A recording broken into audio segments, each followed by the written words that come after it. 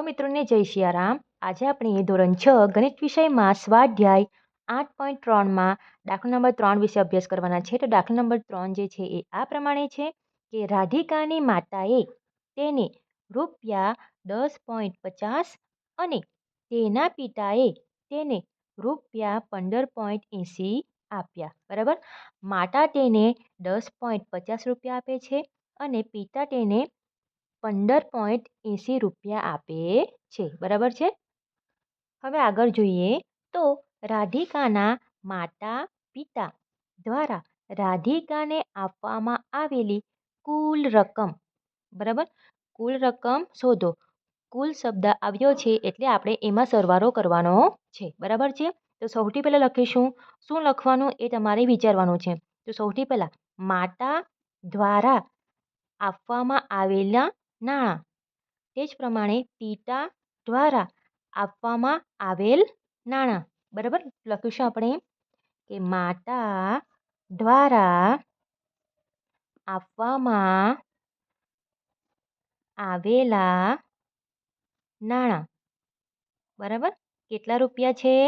રૂપિયા 10.50. એ જ પ્રમાણે સેમ લખવાનું છે, પરંતુ માતાની જગ્યા પર આપણે લખવાનું છે પિતા. તો પિતા દ્વારા આપવામાં આવેલા નાણાં બરાબર કેટલા છે? રૂપિયા 15.80. રૂપિયા 15.80. હવે આપણે લખીશું કુલ. આપણે રકમ શોધવાની છે એટલે કે કુલ એટલે કે બંનેનો સરવાળો આપણે કરવાનો છે. બરાબર છે. લખીશું કુલ આપવામાં આવેલા નાણાં બરાબર રૂપિયા 10.50 પ્લસ રૂપિયા 15.80. સરવાળો કરીશું. 0 + 0 0. 5 ને 3 5 ને 8 13. 13 3. આ પોઈન્ટનો પોઈન્ટ વડી 1. 1 ને 5 6. 1 + 1 2. 26.30 રૂપિયા. બરાબર. હવે આપણે જે આ સેન્ટન્સ લખ્યું છે તેમાં તમે રાધિકા નામ એડ પણ કરી શકો. જેમ કે માતા દ્વારા અહીં લખી શકો કે માતા દ્વારા રાધિકાને આપવામાં આવેલા નાણાં. એ જ પ્રમાણે પિતા દ્વારા રાધિકાને આપવામાં આવેલા નાણાં.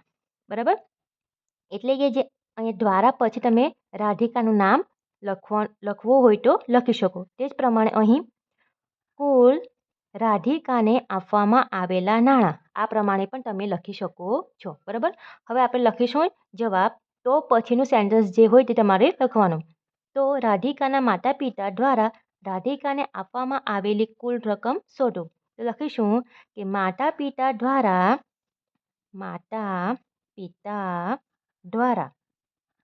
રાધિકાને આપવામાં આવેલી કુલ રકમ રાધિકાને આપવામાં આવેલી કુલ રકમ કેટલી છે? રૂપિયા 26.30 છે. બરાબર.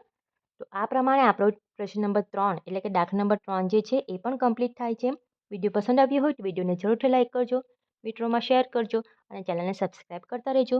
મળીએ આપણે આગળના વિડીયોમાં. સૌને જય સિયારામ.